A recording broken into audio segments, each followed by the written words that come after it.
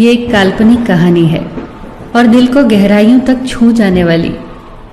एक बार स्वर्ग में विचरण करते हुए कृष्ण और राधा एक दूसरे के सामने आ गए। विचलित से कृष्ण, प्रसन्नचित से राधा। कृष्ण सकपकाए, राधा मुस्कुराई। इससे पहले कि कृष्ण कुछ कह पाते, राधा बोल उठी, कैसे हो द्वारिकाधीश। जो राधा उन्हें कान्हा कान्हा कहकर बुलाती थी, उसके मुख से द्वारिकाधीश का संबोधन कृष्ण को भीतर तक घायल कर गया। फिर भी किसी तरह अपने आप को संभाल लिया उन्होंने और बोले राधा से, मैं तुम्हारे लिए आज भी वही कान्हा हूं। तुम तो मुझे द्वारिकाधीश मत कहो। आओ बैठते हैं। कुछ मैं अपनी कहता हूं, कुछ तुम अपनी सुनाओ।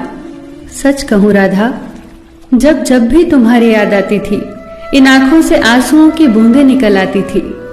राधा बोली, मेरे साथ ऐसा कुछ नहीं हुआ। न तुम्हारी याद आई, न आंखों से आंसू बहा, क्योंकि हम कभी तुम्हें भूले ही कहाँ थे।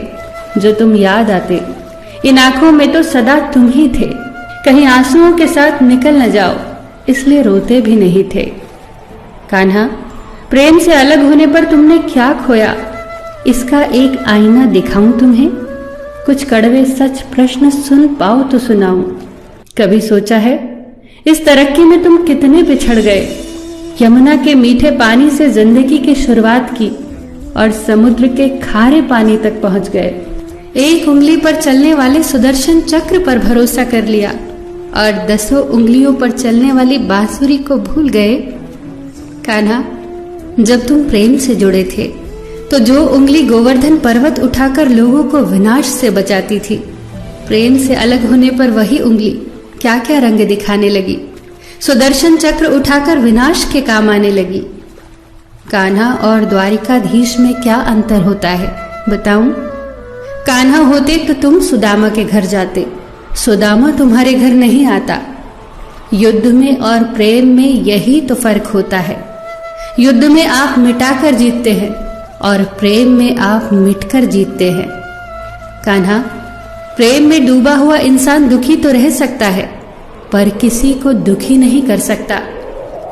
आप तो कई कलाओं के स्वामी हो, स्वप्न दूरदृष्टा हो, गीता जैसे ग्रंथ के दाता हो, पर आपने ये क्या निर्णय लिया?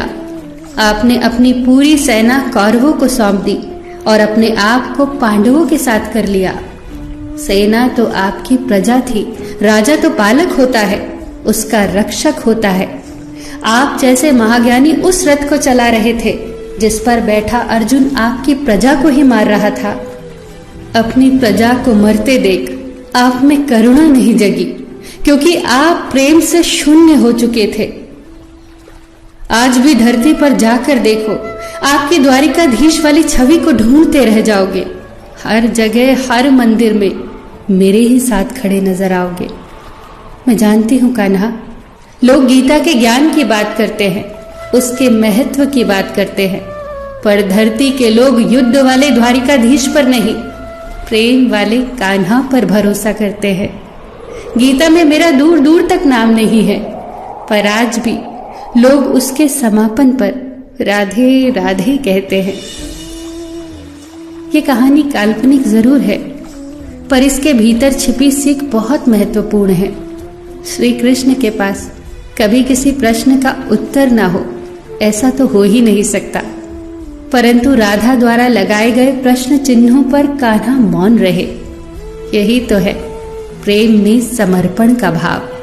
पराक्रम में हमें हर किसी को हराना होता है, तब भी हम जीत कर भी हार जाते हैं, परंतु प्रेम में एक ही कईयों का दिल जीत लेता है। सही कहा है कि छोटी सी उंगली पर पूरा गोवर्धन पर्वत उठाने वाले भगवान श्री कृष्ण छोटी सी बांसुरी को दोनों हाथों से पकड़ते थे। फिर मिलेंगे दोस्तों अगली कहानी के साथ।